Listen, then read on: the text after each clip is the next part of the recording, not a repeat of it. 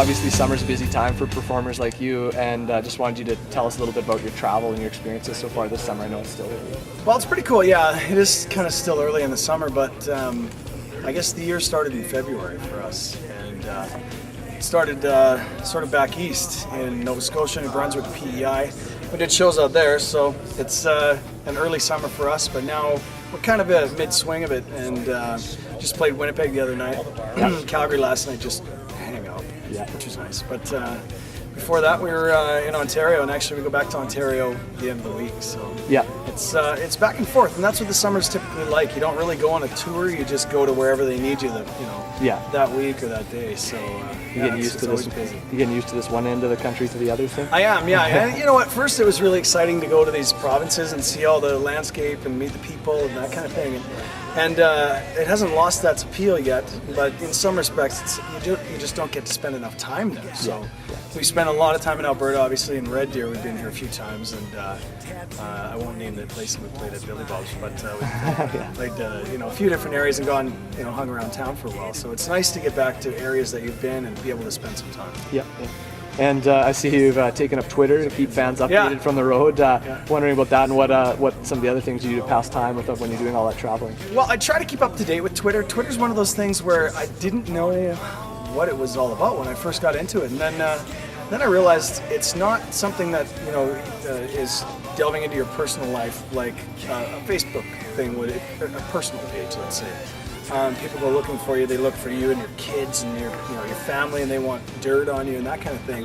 Twitter's different for me. Twitter is something that I can update them on any minute that I want, tell them what I'm doing, fans what I'm doing. But it's mostly for me a bit of an entertainment factor. And for me, as an artist, that's what I want to be more of, as opposed to, just looked at as a musician or just looked at as a singer. I want to be an entertainer. So this is another way for me to entertain, is going through Twitter. So I'm kind of hooked. Yeah. It's pretty cool. So do you find that a challenge to kind of protect the personal side of your life these days? Yeah, especially a funny story is that I did MTV Cribs a couple of years ago. Yeah. And on the Cribs show, I don't live there anymore. I moved a couple of years back, just after we had shot that video. And that house that's in Penticton, I live in Kelowna, I know the people that live in the house. And they were saying that they've had people come to the door and ask if I was home.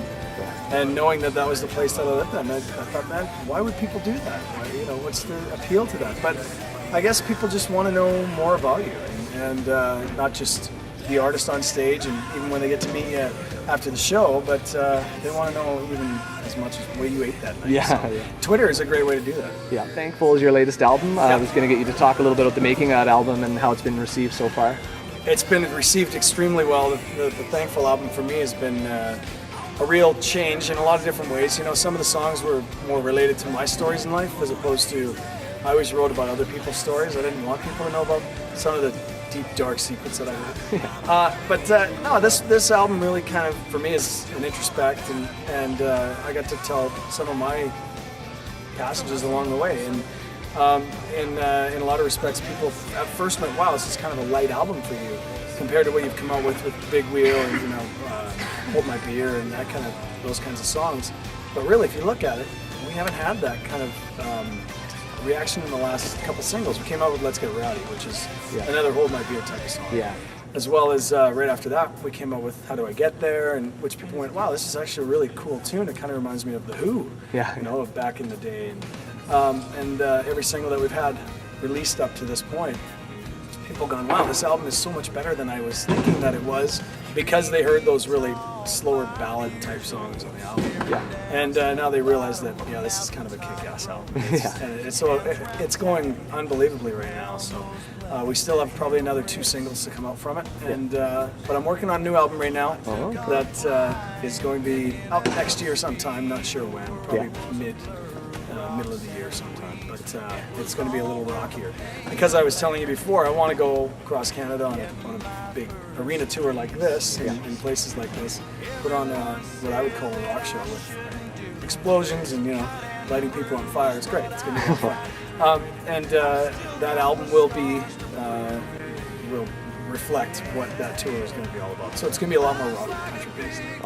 So you bring a lot of energy to your stage performances. How do you get pumped up for a show? Like any rituals or anything like that? Yeah, not really. We just kind of make sure that, you know, there's so many technical things backstage to make sure that everything's going to go right. Okay. So we'll deal with that first, and then the rituals. I don't know. I'll do some push-ups.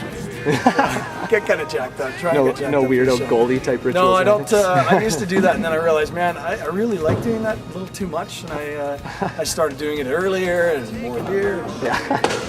So any song that you particularly enjoy playing? Anything gets you going on stage? Well, obviously, for me anyways, yeah, actually there is one song in particular that I love playing that hasn't been released yet, that probably will be the next release. Okay. It's called Nothing But Us. And to me, it's just kind of the song that takes the whole show to a new level, and then from there on in, we play a bunch of the hits. And you're going to play that just tonight? Get jacked up. Yeah, we'll be playing that tonight. Okay. But the one that always gets me going, gets the crowd going, is Hold My Beer. Yes. It hasn't done anything bad for my career. Yeah.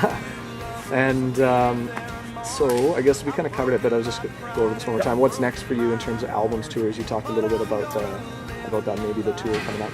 Yeah, well, we finish off this summer, and I think I want to sit down for a month or so and try and plan out, a bit of a map of Canada of where I want to go and kind of places I want to hit. Basically arenas, like I said. That's for next year sometime. Could be middle of the year, could be after that. It could be fall of next year, 2010. But right now, got to get the album done. That's kind of the main thing. Go to LA, go to hopefully New York as well, but Nashville, and do some writing and write with a bunch of different cool cats that are like rock guys. And, yeah, it's going to be a lot of fun. Yep. Okay, Leo Paré here for RedDeerAdvocate.com with Aaron Pritchett, who is going to be playing Saturday night here at Westerner Days.